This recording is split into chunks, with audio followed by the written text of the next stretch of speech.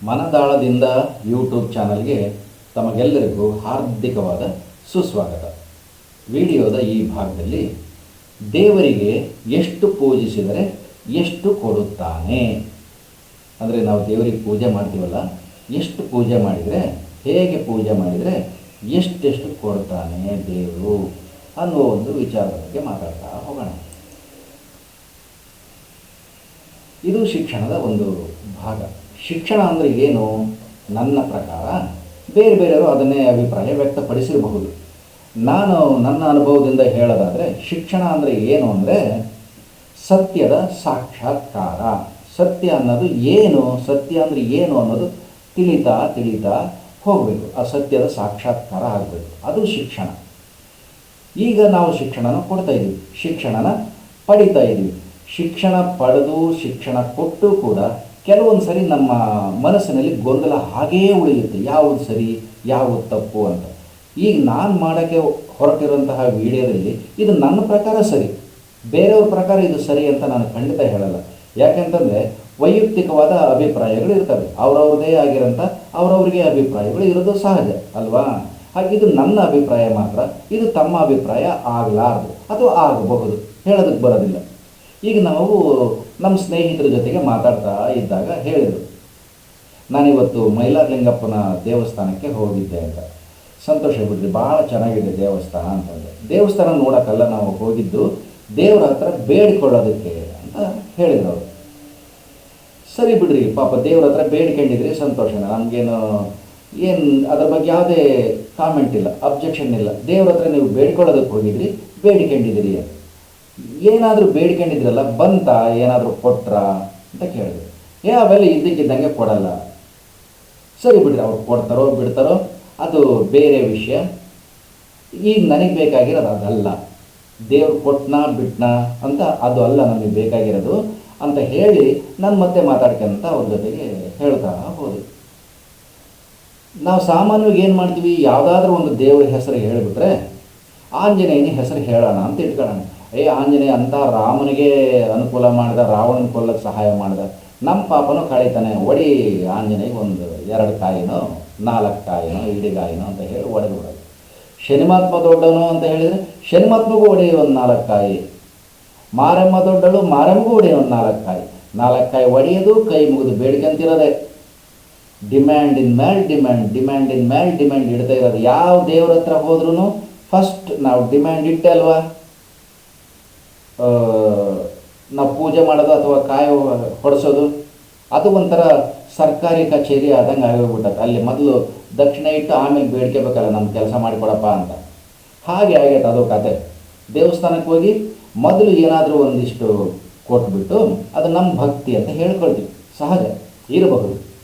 ಹಾಗಂತ ನಾನೇನು ದೇವ್ರಿಗೆ ಕಾಯಿ ಹೊಡೆಸೋದಿಲ್ಲ ಅಂತಲ್ಲ, ಎಲ್ಲ ದೇವಸ್ಥಾನಗಳಿಗೆ ಮಠಗಳಿಗೆ ಹೋಗ್ತೀನಿ, ನನಗೇನು ಭಕ್ತಿ ಇದೆಯೋ ಅದನ್ನು ನನ್ನದೇ ಆದ ರೀತಿಯಲ್ಲಿ ವ್ಯಕ್ತಪಡಿಸ್ತೀನಿ. ಅದು ದೇವರು ಅಂತ ಏನೊಂದು ಶಕ್ತಿ ಇದೆ, ಅದಕ್ಕೆ ಮುಟ್ಟುತ್ತೋ ಮುಟ್ಟಲ್ಲೋ ಯಾರಿಗೆ ಗೊತ್ತು. ಬಟ್ ನಮ್ಮ ಆತ್ಮ ಸಂತೋಷಕ್ಕೆ ಅದನ್ನು ನಾನು ಮಾತಾಡ್ಕೊಂತ ಅವ್ರಿಗೆ ಹೇಳಿದೆ. ದೇವರು ಅವ್ರು ಕೇಳ್ತಿದ್ದು, ಮತ್ತು ದೇವ್ರು ನಿನಗೇನು ಕೊಟ್ಟಿಲ್ವಾ ಅಂತ. ನಿನಗೇನು ಕೊಟ್ಟಿಲ್ವ ಅಂತ ನಮಗೆ ಆ ಪ್ರಶ್ನೆ ಕೇಳಿಬಿಟ್ರೆ ಅವು ಉತ್ತರ ಹೇಳೋದು ಕಷ್ಟ ಆಗ್ತದೆ. ಪ್ರಶ್ನೆ ಕೇಳೋದು ಭಾಳ ಸುಲಭ, ಉತ್ತರ ಹೇಳೋದು ಬಹಳ ಕಷ್ಟ, ಕ್ರಿಟಿಕಲ್ ಅದು. ಹಾಗಾಗಿ ನಾನು ಹೇಳಿದೆ, ಆ ಉತ್ತರ ಹೇಳೋದಕ್ಕಿಂತ ಇನ್ನೊಂದು ಬೇರೆ ಆ್ಯಂಗಲಾಗಿ ನಾನು ಅದಕ್ಕೆ ಉತ್ತರ ಹೇಳ್ತೀನಿ ಅಂತ. ಹೇಳಂಗಾದ್ರೆ ಏನು ಹೇಳ್ತೀನಿ ಅಂತ ಅವರು ಕೇಳಿದ್ರು.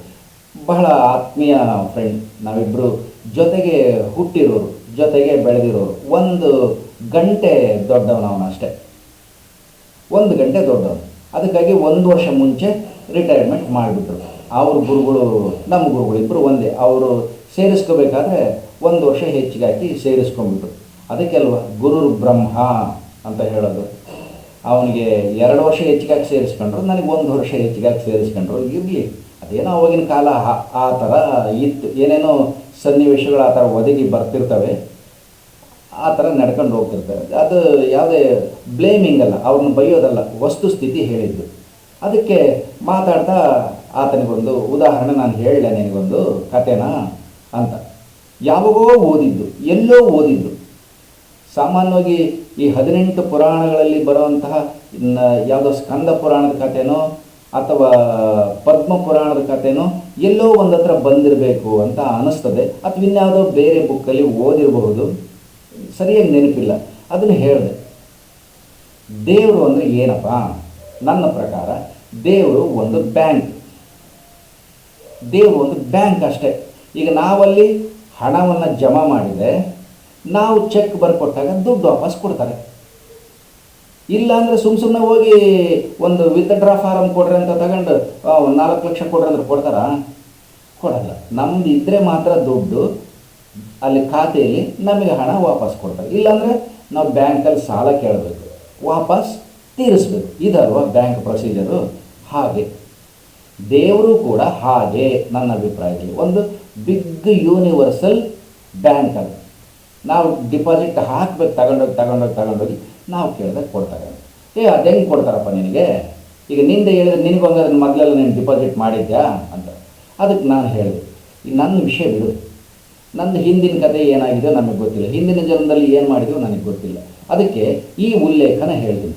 ಯಾವುದೋ ಒಂದು ಪದ್ಮ ಪುರಾಣ ಅಥವಾ ಇನ್ಯಾವುದೋ ಪುರಾಣದಲ್ಲಿ ಇದ್ದಂತಹದ್ದು, ಸಾಮಾನ್ಯವಾಗಿ ಪದ್ಮ ಪುರಾಣ ಅಂತ ಅನಿಸುತ್ತೆ. ಯಾವುದೋ ಒಂದು ಅದೊಂದು 5-6 ಸೀರೀಸ್ ಇದ್ದಾವೆ, ಯಾವುದರಲ್ಲೂ ಒಂದರಲ್ಲೂ ಬಂದಿರಬಹುದು, ನೆನಪಿಲ್ಲ ನನಗೆ. ಹೇಳಿದೆ, ಒಂದು ಸಲ ಒಂದು ಆಶ್ರಮ ಇರುತ್ತೆ. ಆಶ್ರಮದಲ್ಲಿ ಋಷಿಪುತ್ರರು ಇರ್ತಾರೆ. ಋಷಿಪುತ್ರರು ಅಂದರೆ ಆ ಋಷಿ ಹತ್ರ ವಿದ್ಯೆ ಕಲಿಯೋದಕ್ಕೆ ಬಂದಿರುವಂತಹವರು, ವಿದ್ಯಾರ್ಥಿಗಳು ಬಂದಿರ್ತಾರಲ್ಲಿ ವಿದ್ಯಾಕಾಂಕ್ಷಿಗಳಾಗಿ. ಅದೇ ಆಶ್ರಮದಲ್ಲಿ ಆ ಋಷಿಯ ಪುತ್ರಿ ಕೂಡ ಇರ್ತಾರೆ, ಸ್ವಂತ ಪುತ್ರಿ. ಸರಿ, ಆ ಗುರುಗಳು ಅವರಿಗೆ ವಿದ್ಯಾಭ್ಯಾಸ ಮಾಡಿಸ್ತಾ ಇರ್ತಾರೆ. ಅವ್ರ ಜೊತೆಗೆ ಮಗಳಿಗೂ ವಿದ್ಯಾಭ್ಯಾಸ ನಡೀತಾ ಇರುತ್ತೆ. ಒಂದು ದಿವಸ ಏನಾಗುತ್ತೆ, ಈ ವಿದ್ಯಾರ್ಥಿಗಳೆಲ್ಲ ನದಿಗೆ ಸ್ನಾನ ಮಾಡೋದಕ್ಕೆ ಹೋಗ್ತಾರೆ. ಇದು ರೆಗ್ಯುಲರ್ ವರ್ಕ್ ಅವ್ರಿಗೆ, ನದಿಯಲ್ಲೇ ಸ್ನಾನ ಮಾಡಬೇಕು, ಆಮೇಲೆ ಪೂಜಾದಿ ವಂದನೆ ಇಂಥವೆಲ್ಲ ಮಾಡ್ಕೊಂತ ಹೋಗ್ಬೇಕು. ಅಲ್ಲಿ ಏನೇನೋ ಇರ್ತದೆ, ಆ ಋಷಿ ಆಶ್ರಮ ಅಂದಮೇಲೆ ಅಲ್ಲೇ ಆಗಿರ್ತಕ್ಕಂಥ ಒಂದು ರೀತಿ ನೀತಿಗಳು, ಕಟ್ಟು ಪಾಡುಗಳು ಇರ್ತವೆ. ನದಿಯಲ್ಲಿ ಸ್ನಾನ ಮಾಡ್ತಾ ಇದ್ರು. ಅದೇ ಸಂದರ್ಭದಲ್ಲಿ ಈ ಋಷಿ ಪುತ್ರಿ ಇದ್ಲಲ್ಲ, ಋಷಿಯ ಮಗಳು, ನೀರು ತರೋದಕ್ಕೆ ಅಂತಂದೇಳಿ ಅದೇ ನದಿಗೆ ಹೋಗ್ತಾಳೆ. ಅದೇ ನದಿಗೆ ನೀರು ತರೋದಕ್ಕೆ ಹೋದಾಗ ಆ ಋಷಿಪುತ್ರರು, ಆ ವಿದ್ಯಾರ್ಥಿಗಳು ಎಲ್ಲರೂ ನದಿಯಿಂದ ಮೇಲೆ ಎದ್ದು ಬರ್ತಾರೆ. ಓ, ಋಷಿಪುತ್ರಿ ಬಂದಳು ಅಂತ. ಒಬ್ಬ ಮಾತ್ರ ಬರೋದೇ ಇಲ್ಲ. ಏನಾಗುತ್ತೆ, ಆ ಋಷಿಪುತ್ರಿ ಒಬ್ಬಳೇ ನೀರಿಗೆ ಹೋಗಿರೋದಿಲ್ಲ, ಆ ಋಷಿಪುತ್ರಿ ಜೊತೆಗೆ ಅವಳ ಟೀಮೇ ಹೋಗಿರುತ್ತೆ. ಅವರೆಲ್ಲ ಸೇರ್ಕೊಂಡು ಬೈಯೋದಕ್ಕೆ ಶುರು ಮಾಡಿಬಿಡ್ತಾರೆ. ನೋಡಿ, ಅವರ ಎದ್ದು ಬಂದು ಇವನೊಬ್ಬ ಮಾತ್ರ ಎದ್ದು ಬರಲಿಲ್ಲ, ವಿವೇಕಿಲ್ಲ, ಏನಿಲ್ಲ, ಏನು ಮಾಡೋಣ ಅಂತ. ಸರಿ, ಬೈಕಂತ ಈ ಕಡೆಗೆ ಬಂದು ನೀರು ತುಂಬಿಕೊಂಡು ಹೋದರು.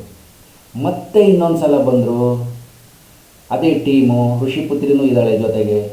ಆಗಲೂ ಇವನು ನದಿಯಲ್ಲೇ ಇದ್ದಾನೆ, ಎದ್ದು ಬರೋಂಗಿಲ್ಲ ಹೊರಗೆ.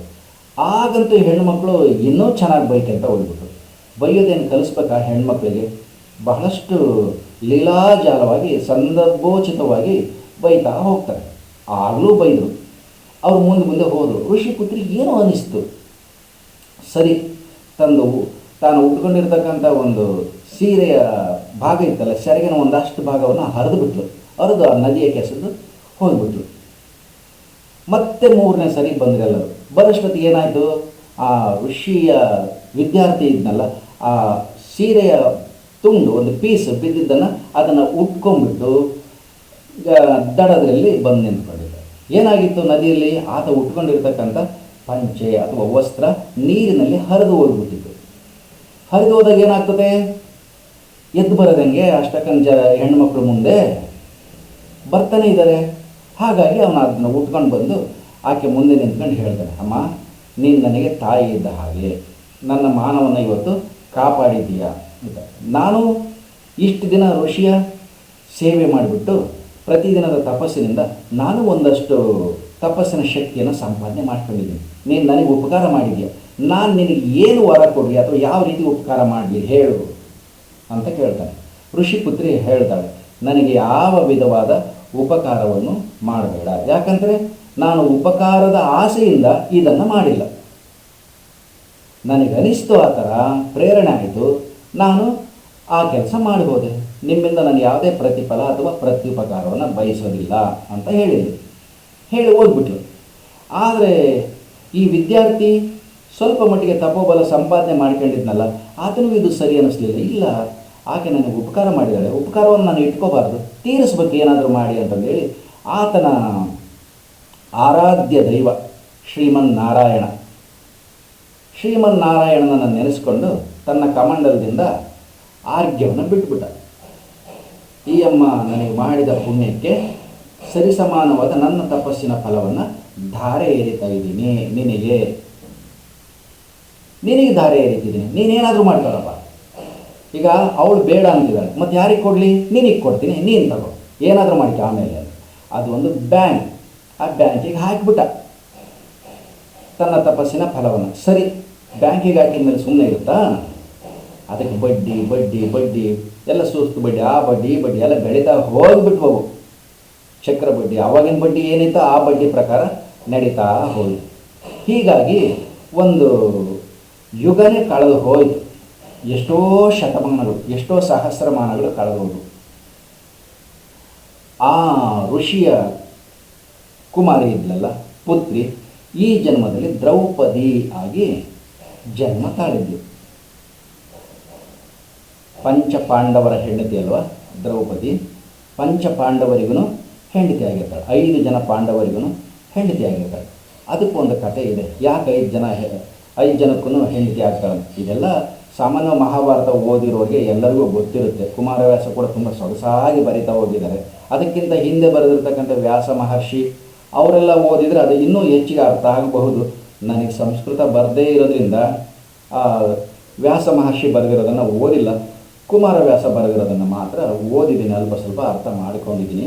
ಹಾಗೆ ದ್ರೌಪದಿ ಹುಟ್ಟಿದ ಮೇಲೆ ಏನಾಯಿತು, ಪಾಂಡವರನ್ನು ಮದುವೆ ಆಗ್ತಾಳೆ. ಆ ಸಂದರ್ಭ ನಮಗೆ ಗೊತ್ತು, ಪಾಂಡವರು ಜೂಜಿನಲ್ಲಿ ಸೋತು ಹೋಗ್ತಾರೆ. ಆವಾಗ ದ್ರೌಪದಿಯನ್ನು ಕುರು ಸಾಮ್ರಾಜ್ಯದ ಸಾಮ್ರಾಟನ ಮುಂದೆ, ಅದು ಯಾರ ಮುಂದೆ? ದುರ್ಯೋಧನನ ಮುಂದೆ ತಂದು ನಿಲ್ಲಿಸ್ತಾರೆ. ಆವಾಗ ದುರ್ಯೋಧನ ತನ್ನ ತಮ್ಮ ದುಶ್ಯಾಸನನಿಗೆ ಹೇಳ್ತಾನೆ, ಇವಳು ನಮ್ಮ ಸೋತಿರುವವರ ಕಡೆಯವಳು. ಯಾಕಂದರೆ ದ್ರೌಪದಿನೂ ಸೋತ್ಬಿಟ್ಟಿದ್ದಾರೆ ಅವರು. ಜೂಜು ನೋಡ್ರಿ ಎಷ್ಟು ಡೇಂಜರಸ್ಸು. ಬರೀ ದುಡ್ಡನ್ನು ಕಳೆಯಲಿಲ್ಲ ಅವರು ಜೂಜಿನಾಗೆ. ಪಾಂಡವರು ದುಡ್ಡು ಕಳೆದ್ರು, ರಾಜ್ಯ ಕಳೆದ್ರು, ತಮ್ಮನ್ನು ತಾವೂ ಕಳ್ಕೊಂಡ್ರು, ಕೊನೆಗೆ ದ್ರೌಪದಿನೂ ಕಳೆದುಬಿಟ್ರು. ದ್ರೌಪದಿನ ಜೂಜಿಗಿಟ್ಟು ಆಡೋದಂದ್ರೆ ಹಿಂದೆ ಆ ಗ್ಯಾಮ್ಲಿಂಗು ಎಷ್ಟು ಸ್ಟ್ರಾಂಗ್ ಇರಬೇಕು, ಎಷ್ಟು ಪವರ್ಫುಲ್ ಇರಬೇಕು. ಜೂಜು ಪಾಂಡವರನ್ನು ಕೂಡ, ಅಂಥ ಸಾಮ್ರಾಟರನ್ನು ಕೂಡ ಹಾಳು ಮಾಡಿತು ಅನ್ನೋದು ನಮಗೆ ನೆನಪಿರಬೇಕು. ಆಗ ದ್ರೌಪದಿಯನ್ನು ಎಳ್ಕೊಂಡು ಬಂದು ದುಶ್ಯಾಸನ ಅಣ್ಣನ ಆಜ್ಞೆಯಂತೆ ಅವಳ ಸೀರೆಯನ್ನೆಲ್ಲ ಬಿಚ್ಚಿ ಹಾಕಿಬಿಡು ತುಂಬಿದ ಸಭೆಯಲ್ಲಿ, ಅವಳು ಮಾನ ಮರ್ಯಾದೆ ಎಲ್ಲ ಹರಾಜಾಗಿಬಿಡಲಿ ಅಂತ. ಅದು ಸರಿ ತಪ್ಪು ಪ್ರಶ್ನೆ ಬೇರೆ, ನಾನು ಅದನ್ನು ಹೇಳೋದು ಹೊರಟಿಲ್ಲ ಇವಾಗ.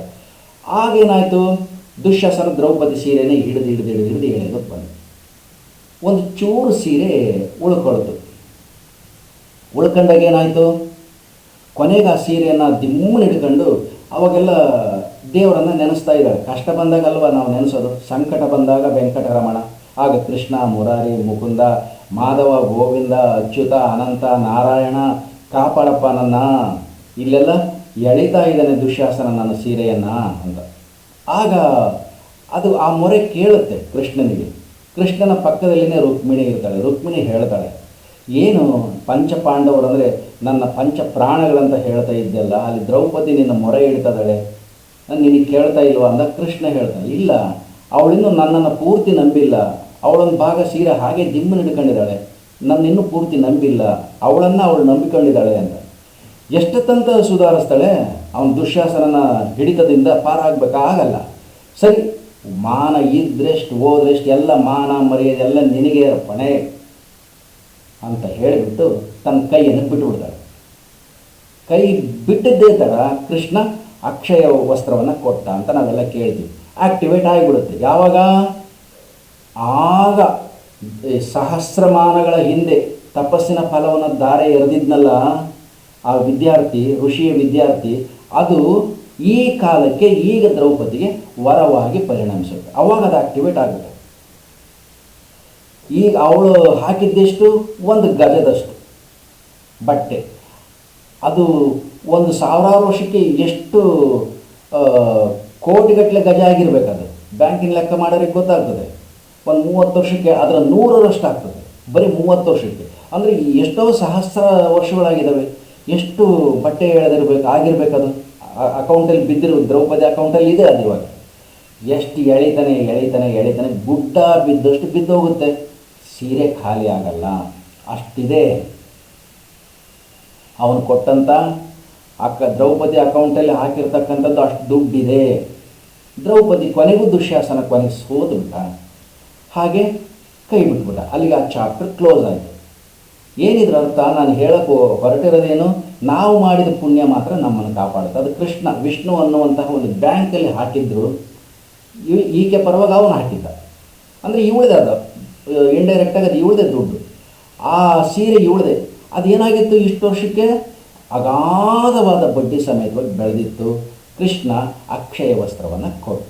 ಕೃಷ್ಣ ಏನು ಕೈಯಿಂದ ಕೊಡಲಿಲ್ಲ, ತನ್ನ ವಿಷ್ಣು ಅವತಾರದಲ್ಲಿ ತನ್ನ ಖಜಾನೆಗೆ ಹಾಕಿದ್ದು ಅಷ್ಟಾಕೊಂದು ಅಗಾಧವಾದ ರೀತಿಯಲ್ಲಿ ಬೆಳೆದಿತ್ತು. ಅದನ್ನು ದ್ರೌಪದಿ ಈ ಜನ್ಮದಲ್ಲಿ ಎನ್ಕ್ಯಾಶ್ ಮಾಡಿಕೊಂಡು, ಅಂದರೆ ವಿಷ್ಣುವಿನ ಹತ್ರ ಆಗಲಿ, ಶಿವನ ಹತ್ರ ಆಗಲಿ, ಬ್ರಹ್ಮನ ಹತ್ರ ಆಗಲಿ, ಯಾವ ದೇವರ ಹತ್ರನೂ ಏನೂ ಇಲ್ಲ. ಇದ್ದರೂ ಕೊಡೋದಿಲ್ಲ ಫ್ರೀಯಾಗಿ ಕೊಡೋದಕ್ಕೆ ಬರೋದೇ ಇಲ್ಲ. ಯಾರಿಗೂ ಫ್ರೀಯಾಗಿ ಕೊಡೋದಕ್ಕೆ ಬರೋದಿಲ್ಲ. ಬ್ಯಾಂಕ್ನರೇ ಇರ್ತಾರೆ, ಬ್ಯಾಂಕ್ನಾಗೆ ಅಲ್ಲಿ ನೂರಾರು ಕೋಟಿ ರೂಪಾಯಿ ದುಡ್ಡು ಇರುತ್ತೆ, ತಗೊಳ್ಳೋದಕ್ಕೆ ಬರುತ್ತಾ? ಇಲ್ವಲ್ಲ. ಹಾಗೆಯೇ ಬೇಕಾದಷ್ಟು ದುಡ್ಡಿದ್ರೂ ಕೂಡ ಕೊಡೋಕ್ಕೂ ಬರಲ್ಲ. ಅಲ್ಲಿ ಬ್ಯಾಂಕ್ ಮ್ಯಾನೇಜರ್ ಇರ್ತಾನೆ, ಅಧಿಕಾರಿ, ನಾನು ಮ್ಯಾನೇಜರ್ ತಗೊಂಡು ನಿನಗೆ ಒಂದು 20 ಲಕ್ಷ ಅಂತ ಕೊಡೋಕ್ಕೆ ಬರುತ್ತಾ? No chance, no way. ಹಾಗೆಯೇ ಇಲ್ಲಿ ಕೂಡ ಆ ದೇವ್ರ ಬ್ಯಾಂಕಿಗೆ ಹಾಕಿದರೆ ಆ ದೇವ್ರಿಗೂ ಕೊಡೋಕ್ಕೆ ಬರಲ್ಲ. ಅದಕ್ಕೆ ಕಾರಣ ಬೇಕು, ಸರಿಯಾದ ಕಾರಣ ಅವ್ರದ್ದು ಅಕೌಂಟಲ್ಲಿ ಇದ್ದರೆ ತಗೊಳಪ್ಪ ನೀನು ಚೆಕ್ ಬರ್ಕೊಟ್ಟಿಗೆ ಕೊಟ್ಟು ಬಿಡ್ತೀವಿ ಅಂತ ಕೊಟ್ಟು ಬಿಡ್ತಾರೆ. ಹಾಗೆ ದ್ರೌಪದಿಗೆ ತನ್ನ ಹಿಂದಿನ ಜನ್ಮದ ಪುಣ್ಯ ಈಗ ಫಲ ನೀಡಿತು. ನಾನು ಅದನ್ನೇ ಹೇಳಿದ್ದು. ಹಾಗಾಗಿ ನಾವು ಮೈಲಾರಲಿಂಗಪ್ಪನ ಹತ್ರ ಕೇಳಿದರೆ ಏನೂ ಕೊಡಲ್ಲ, ಯಾವ ದೇವ್ರ ಹತ್ರ ಕೇಳಿದರೂ ಏನೂ ಕೊಡಲ್ಲ. ನಮ್ಮದೇನಾದ್ರೂ ಅಕೌಂಟ್ ಇದ್ದರೆ ಕೊಡ್ತಾನೆ, ಅಥವಾ ಹೆಣ್ಣು ದೇವತೆ ಆದರೆ ಕೊಡ್ತಾಳೆ. ಇಲ್ಲಪ್ಪ ನೀನು ಕೈಮಿಗೆ ಖಾಲಿ ಮಾಡು ಅಂತ. ಇಷ್ಟೇ. ಎಷ್ಟು ಸರನವೋ ನೀನು ಎಷ್ಟು ಸರನ ಹೋಗಿ ಯಾರು ಬೇಡ ಅಂತಾರೆ ಅಂತ. ಆ ರೀತಿ ನಡೀತಾ ಹೋಗುತ್ತೆ ಅಂತ ಹೇಳಿದೆ. ಅದು ಅವನಿಗೂ ಏನೋ ಒಂಥರ ಇರುಸು ಮುರುಸು ಆಯಿತು. ಇದು ಒಪ್ಕೋಬೇಕಾ ಒಪ್ಕೋಬಾರ್ದಾ ಅಂತ. ಅದಕ್ಕೆ ನಾನು ಹೇಳಿದೆ, ನೀನೇನು ಫೋರ್ಸ್ ಇಲ್ಲ, ಒಪ್ಕೋಬೇಕು ಅಂತ ಏನಿಲ್ಲ. ಯಾಕಂದರೆ ಎಲ್ಲರಿಗೂ ಅವರದೇ ಆಗಿರುವಂತಹ ಒಂದು ಅಭಿಪ್ರಾಯ ಇರುತ್ತೆ. ನಿನ್ನ ಅಭಿಪ್ರಾಯಕ್ಕೆ ನೀನೇ ಯೋಚನೆ ಮಾಡಿ ನೋಡು. ಅಥವಾ ಅದು ಹಿಂದಿನ ಜನ್ಮದ್ದು ಹೋಗ್ಬಿಡ್ಲಪ್ಪ, ಅದು ಹಿಂದಿನ ಜನ್ಮದ್ದು ನಮಗೆ ಗೊತ್ತಿಲ್ಲ. ಈ ಜನ್ಮದಲ್ಲಿ ನಾವಿನ್ನೂ ಬದುಕಿದ್ದೀವಲ್ಲ, ಈ ಕ್ಷಣ ಬದುಕಿದ್ದೀವಲ್ಲ, ಎಷ್ಟು ಸಾಧ್ಯ ಆಗುತ್ತೋ ಅಷ್ಟು ಒಳ್ಳೆಯ ಕೆಲಸ ಮಾಡು. ಅದನ್ನೇ ಹೇಳೋದು ಪರೋಪಕಾರ ಮಾಡ್ತಾ ಹೋಗು. ಎಷ್ಟು ಸಾಧ್ಯ ಅಷ್ಟು ಮಾಡ್ತಾ ಹೋಗು. ಸಂದರ್ಭ ಬಂದಂಗಲ್ಲಿ ಯಾರಿಗಂದ್ರೆ ಅವ್ರಿಗೆ ಪರೋಪಕಾರ ಅಲ್ಲ, ಅದು ಅವಶ್ಯಕತೆ ಇದ್ದರೆ ಆ ಪರೋಪಕಾರಕ್ಕೆ ಒಂದು ಮೀನಿಂಗ್ ಇರಬೇಕು. ಯಾರಿಗೋ ಒಬ್ರಿಗೆ ಹೊಟ್ಟೆ ತುಂಬಿದರಿಗೆ ಒಂದು 50 ಜನಕ್ಕೆ ಕರೆದು ಊಟಕ್ಕೆ ಹಾಕಿದರೆ ಅದು ದಾಸೋಹ ಆಗಲ್ಲ. ಹೊಟ್ಟೆ ಹಸಿದವರಿಗೆ ಕೊಟ್ಟರೆ ದಾಸೋಹ ಆಗುತ್ತೆ, ಅದರಿಂದ ಪುಣ್ಯ ಬರಬಹುದು ಅಂತ ನನ್ನ ಅಭಿಪ್ರಾಯ ಅಷ್ಟೆ. ಹೊಟ್ಟೆ ತುಂಬಿದರಿಗೆ ಹಾಕಬಾರ್ದು ಅಂತ ಏನಿಲ್ಲ, ಅದೇನು ಪಾಪದ ಕೆಲಸನೂ ಅಲ್ಲ. ಅದು ನಮ್ಮ ನಿತ್ಯದ ಒಂದು ಕ್ರಮ, ಅದು ಕೂಡ ಒಂದು ವಿಧ ಅಂತ ಅಂದ್ಕೊಳ್ಳೋಣ. ಆದರೆ ಹಸಿದವರಿಗಂತೂ ಕಡ್ಡಾಯವಾಗಿ ಕೊಡಬೇಕು. ಯಾರಿಗೆ ಅವಶ್ಯಕತೆ ಇದೆ ಅವರಿಗೆ ಕೊಡಬೇಕು. ಇದನ್ನು ನಾವೆಷ್ಟು ಪಾಪ ಮಾಡಿದ್ವಿ, ಇದೆಷ್ಟು ಪುಣ್ಯ ಮಾಡಿದ್ವಿ ಅಂತ ಲೆಕ್ಕ ಇಡೋದಕ್ಕೆ ಒಬ್ಬ ಅಕೌಂಟೆಂಟ್ ಇದ್ದಾನೆ. ಆತನನ್ನು ನಾವು ಶನಿದೇವ ಅಂತ ಕರಿತೀವಿ ಅಲ್ವಾ? ಆತ ಶನಿದೇವ ಎಲ್ಲ ಅಕೌಂಟ್ ಇಟ್ಕೊಂಡಿದ್ದಾನೆ. ಪಾಪ ಮಾಡಿದೆಯಾ, ತಗ ಈ ಲೋಕದಾಗ ನಿನಗೆ ಇಷ್ಟು ಶಿಕ್ಷೆ, ತಗೊಳಪ್ಪ ಈ ಶಿಕ್ಷೆ. ಪುಣ್ಯ ಮಾಡಿದೆಯಾ, ನಿಂದು ಎಷ್ಟು ಪುಣ್ಯ ಆಯಿತೋ ಅಷ್ಟು ಪುಣ್ಯಕ್ಕೆ ತಕ್ಕಷ್ಟು ಫಲ ಅಂತ ಕೊಡ್ತಾ ಹೋಗ್ತಾನೆ. ಅದಕ್ಕೆ ಕಬೀರದಾಸ್ದೊಂದು ದೋಹ ಇದೆ, 2 ಸಾಲಿನ ಒಂದು ಪದ್ಯ ಇದೆ, ತುಂಬ ಚೆನ್ನಾಗಿದೆ. ಕಬೀರದಾಸ್ ಬಹಳ ಚೆನ್ನಾಗಿ ಬರೀತಾರೆ. ಅಲ್ಲಿ ಜ್ಞಾನ, ನಿರ್ಗುಣ ಭಕ್ತಿ, ಸಗುಣ ಭಕ್ತಿ ಅಂತ 2 ಭಕ್ತಿಯ ವಿಧಾನ ಬರುತ್ತೆ. ಆತ ನಿರ್ಗುಣ ಭಕ್ತಿ, ಅದರಲ್ಲಿ ಜ್ಞಾನ ಮಾರ್ಗ ಅಂತ ಒಂದು ಮಾರ್ಗ ಇದೆ. ಆ ಶಾಖೆಯ ಪ್ರತಿಪಾದಕ ಆತೊಂದು ಪದ್ಯವನ್ನು ಬರೀತಾನೆ. ಜಹ ದಯ ತಹ ಧರ್ಮ ಹೈ, ಜಹ ಲೋಭ ತಹ ಪಾಪ, ಜಹ ಕ್ರೋಧ ತಹ ನಾಶ, ಜಹ ಕ್ಷಮ ತಹ ಆಪ್. ಅಂದರೆ ಎಲ್ಲಿ ದಯೆ ಇರುತ್ತೆ ಅಲ್ಲಿ ಧರ್ಮ ಇರುತ್ತೆ, ಎಲ್ಲಿ ಲೋಭ ಇರುತ್ತೆ ಅಲ್ಲಿ ಪಾಪ ಇರುತ್ತೆ. ಲೋಭ ಯಾವಾಗ ಆಗುತ್ತೆ, ನಾವು ಕೆಟ್ಟ ಕೆಲಸ ಮಾಡೋದಕ್ಕೆ ಹೋಗ್ತೀವಿ, ಪಾಪ ಬರುತ್ತೆ. ಎಲ್ಲಿ ಕ್ರೋಧ ಬರುತ್ತೆ ಅಲ್ಲಿ ನಾಶ ಆಗುತ್ತೆ. ಕ್ರೋಧ ಬಂದಮೇಲೆ ಮನುಷ್ಯ ಸುಮ್ಮನೆ ಇರ್ತಾನೆ, ಬಡದಾಡೋದು ಮಾಡಿಬಿಡ್ತಾನೆ, ಅಲ್ಲಿ ನಾಶ ಆಗಿ ಹೋಗ್ಬಿಡ್ತದೆ. ಎದರ ಬದರ ಇದ್ದಂಥ ಈ ಯುದ್ಧ ಇವೆಲ್ಲ ಇವು ಕ್ರೋಧದ ಕಾರಣಗಳೇ. ನಾಶ ಆಗುತ್ತೆ. ಆಮೇಲೆ ಎಲ್ಲಿ ಕ್ಷಮ, ಎಲ್ಲದನ್ನು ಕ್ಷಮಿಸುವಂತಹ ಗುಣ ಎಲ್ಲಿರುತ್ತೆ ಅಲ್ಲಿ ತಾವಿದಿರಿ ಅಂದರೆ ದೇವರಿದ್ದಾನೆ ಅಂತ, ಅಲ್ಲೇ ದೇವರಿದ್ದಾನೆ. ಅದನ್ನು ಬಿಟ್ಟು ಬೇರೆ ಇಲ್ಲ. ಆ ಪುಣ್ಯಕ್ಕೆ ತಕ್ಕ ಫಲ, ಪಾಪಕ್ಕೆ ತಕ್ಕ ಫಲ ಶನಿದೇವ ಕೊಡ್ತಾನೆ. ನಾವು ಶನಿದೇವನನ್ನು ಪೂಜೆ ಮಾಡೋದ್ರಿಂದೇನು ಕೊಡಲ್ಲ. ನನಗೆ ನಾನೊಂದು ಸರಿ ಒಬ್ಬ ಗುರುಗಳದ ಹತ್ರ ಹೋದಾಗ ಅದನ್ನೇ ಹೇಳಿದ್ರೆ, ನೀವು ಎಷ್ಟನ್ನು ಪೂಜೆ ಮಾಡಿರಿ, ಯಾವ ಕಷ್ಟನ ನಿಮ್ಮ ಪಾಪ ನೀವು ಅನುಭವಿಸಲೇಬೇಕು. ಆದರೆ ಶನಿದೇವರಿಗೆ ನಾನು ಕೇಳ್ಕೊಂಡಿದ್ದೀನಿ ಅನ್ನೋ ಒಂದು ಮಾನಸಿಕ ಶಾಂತಿ ಮಾತ್ರ ಇರುತ್ತೆ. ಅದನ್ನು ಬಿಟ್ಕೊಂಡು ನಿಮಗೆ ಮನೋಬಲ ಬರುತ್ತೆ, ನಾನು ಶನಿದೇವನ ಪೂಜೆ ಮಾಡಿದ್ದೀನಿ ಅಂತ. ಆದರೆ ಆ ಪಾಪಗಳಿಂದ ತಪ್ಪಿಸ್ಕೊಳ್ಳೋದಕ್ಕೆ ಚಾನ್ಸೇ ಇಲ್ಲ, ಸಾಧ್ಯ ಇಲ್ಲ ಅಂತ. ಹಾಗೆ ನಮ್ಮ ಪಾಪ, ನಾವು ಯಾವ ದೇವರ ಹತ್ರ ಹೋದ್ರೇನು, ಯಾವ ದೇವತೆ ಹತ್ರ ಹೋದ್ರೇನು ನಮ್ಮ ಪಾಪ ನಮ್ಮ ಪುಣ್ಯ ನಮ್ಮದು ಇರುತ್ತೆ ಅನ್ನೋ ಒಂದು ಸಣ್ಣ ಅಂಶವನ್ನು ಅವ್ರ ಜೊತೆ ಚರ್ಚೆ ಮಾಡಿದ್ದನ್ನು ತಮ್ಮ ಜೊತೆಗೂ ಹಂಚ್ಕೊಂಡಿದ್ದೀನಿ. ತಮಗೇನು ಅನಿಸುತ್ತೋ ಗೊತ್ತಿಲ್ಲ. ಇದನ್ನು ನಾವು ಮನೆಗೆ ನಮ್ಮ ಮಕ್ಕಳನ್ನು ಕುಂದಿರಿಸಿ ಹೇಳಬೇಕು. ನಮ್ಮ ಮಕ್ಕಳನ್ನು ಕುಂದಿರಿಸಿ ಹೇಳಬೇಕು. ನಮ್ಮ ಹೆಂಡತಿ ಇದ್ದರೆ ಹೆಂಡತಿ ಕುಂದಿರಿಸಿ ಹೇಳಬೇಕು. ಅಣ್ಣ ತಮ್ಮಗಳಿದ್ದರೆ ಅಣ್ಣ ತಮ್ಮಗಳಿಗೆ ಕುಂದಿರಿಸಿ ಹೇಳಬೇಕು. ಸಾಧ್ಯ ಆದರೆ ಗೆಳೆಯರ ಜೊತೆಗೂ ಇಂಥದನ್ನು ಚರ್ಚೆ ಮಾಡಿದರೆ ಒಂದು ಕೋಟಿಯಲ್ಲಿ ಒಂದು ಭಾಗ ಆದರೂ ಸಾರ್ಥಕತೆ ಸಿಗಬಹುದೇನೋ ಅಂತ ನಾನು ಅಂದ್ಕೊಳ್ತೀನಿ. ಶಾಲೆಯಲ್ಲಿ ಕೂಡ ಇಂತಹ ಅನೇಕ ಕಥೆಗಳನ್ನು ವಿದ್ಯಾರ್ಥಿಗಳಿಗೆ ಹೇಳಬೇಕು. ವಿದ್ಯಾರ್ಥಿಗಳಿಗೆ ಆ ವಯಸ್ಸು ಬಹಳ ಅಮೂಲ್ಯವಾದ್ದು. ಒಂದು ಸಲ ಅವ್ರ ಮನಸ್ಸಿನಲ್ಲಿ ಪಾಪ ಮಾಡಬಾರ್ದು, ಕೆಟ್ಟದ್ದು ಮಾಡಬಾರ್ದು ಅಂತ ಏನಾದರೂ ಬೇರೂರಿ ರಿಜಿಸ್ಟರ್ ಆಯಿತೋ ಕ್ಲೋಸ್, ಜನ್ಮಕ್ಕೂ ಆತ ಅಥವಾ ಆಕೆ ಯಾವ ಪಾಪ ಮಾಡೋದಕ್ಕೆ ಚಾನ್ಸೇ ಇಲ್ಲ ಅಂತ ಅಂದ್ಕೊಳ್ತೀನಿ. ನನಗೂ ಹೇಳಿದ್ದಕ್ಕೆ ಖುಷಿ ಅನಿಸುತ್ತೆ. ಒಂದು ಒಳ್ಳೆಯ ವಿಷಯನ ಮಾತಾಡಿದ್ವಿ, ಆ ಮಾತಾಡಿದ್ದನ್ನು ತಮ್ಮ ಜೊತೆಗೆ ಹಂಚ್ಕೊಂಡಿದ್ದೀನಿ. ವಿಡಿಯೋ ಇಷ್ಟ ಆದರೆ ದಯಮಾಡಿ ಸಬ್ಸ್ಕ್ರೈಬ್ ಮಾಡಿ, ಶೇರ್ ಮಾಡಿ, ಲೈಕ್ ಮಾಡಿ, ಕಾಮೆಂಟ್ ಮಾಡಿ. ಮತ್ತೊಮ್ಮೆ ಧನ್ಯವಾದಗಳು. ಇಂತಹದ್ದೇ ಕತೆ ಜೊತೆಗೆ ಇನ್ನೊಂದು ಅವಧಿಯಲ್ಲಿ ಸಿಗೋಣ. ಮತ್ತೊಮ್ಮೆ ಎಲ್ಲರಿಗೂ ಧನ್ಯವಾದಗಳು. ನೋಡಿದ್ದಕ್ಕೆ ತುಂಬ ಥ್ಯಾಂಕ್ಸ್.